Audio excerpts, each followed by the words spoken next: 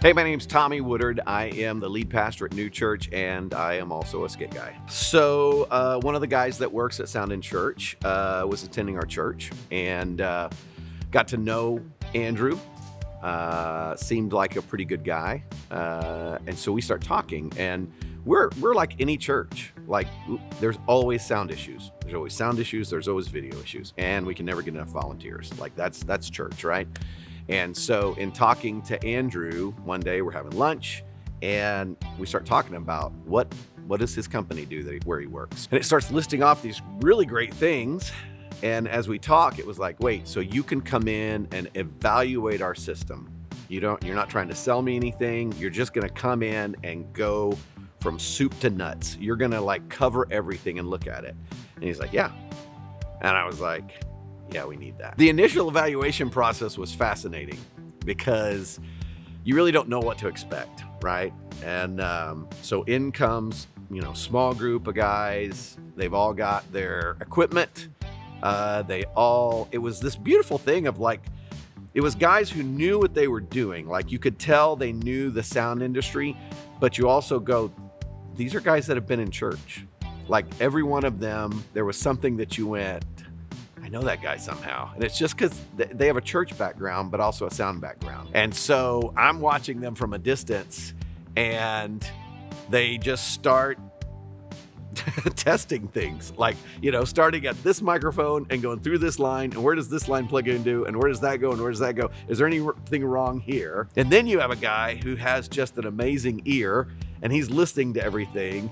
And I remember they said, oh, your subs don't sync with your, I would have called them tweeters. I don't even know what they're called, but yeah, your mid-ranges. Like, and I was like, what do you mean they don't sync? And they're like, they're off by this many nanoseconds, And I'm like, why does it matter? And then they sync them, and you go, oh, it totally sounds different.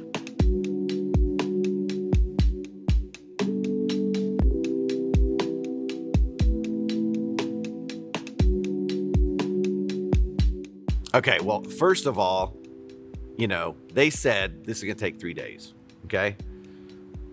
But you kind of think, how can it take 3 days? Like, what are you going to do? So, like, end of the first day, pop in, nothing's ready to go. And you're like, okay.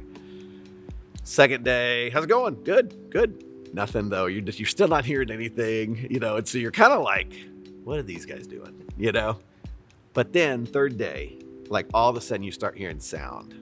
And for me, it was like, our system has never sounded like that before. Like, it's never sounded that good, And I remember like coming in and listening and going, oh, wait, we can have that every Sunday, And then it was, hey, walk around the room, So we walked around. I walked around the auditorium, and the sound was level everywhere we went, And so it really was like, oh, this is what it's supposed to sound like, It's like, I don't know. It's like when you get to eat food that's cooked by a chef, and you're like, oh, this is what food's supposed to taste like. It's like, this is what sound is supposed to sound like. We got great feedback from our band and our techs, but what we got great feedback was from our people.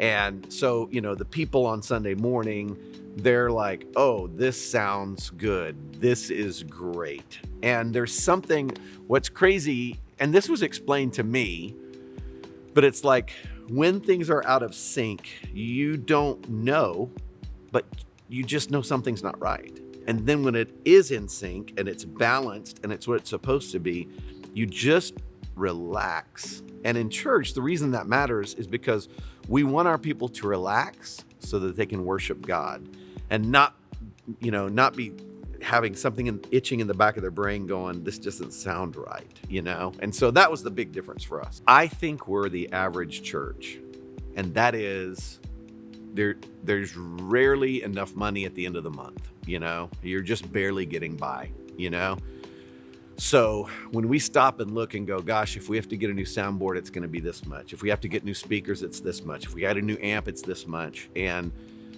there's 100 other things that I want to spend that money on from a ministry aspect before I want to spend it on technology. So to not have to spend money on new equipment is worth everything. Taking the time to have your system evaluated and to find out, oh, you know what, you're okay. It just needed to be tweaked or fixed in this area.